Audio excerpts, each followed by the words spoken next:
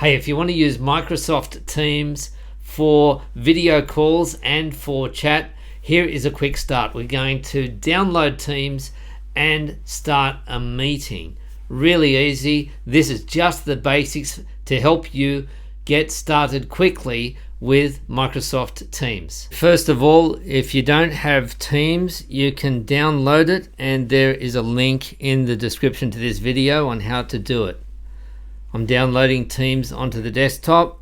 In my case, it's a MacBook Pro. Okay, you go through the usual install process. You know all of this.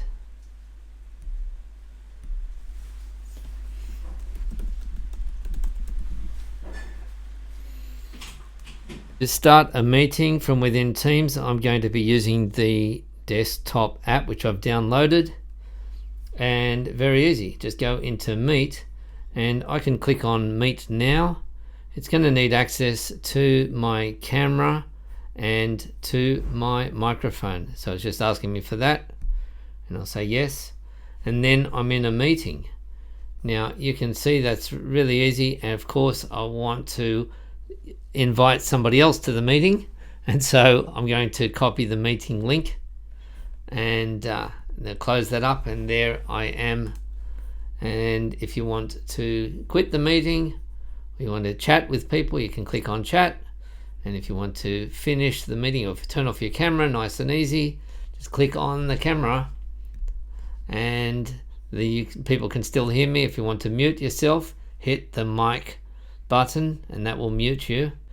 And then quitting the meeting, I can just leave the meeting if I'm an invitee, or end the meeting if I am the meeting host, the organizer. So I'm going to end the meeting for everybody. So that's for Meet Now. Of course, Meet Later, just simply schedule a time, okay? Catch up, and you can set a date, time, what time of the day you want the meeting to happen.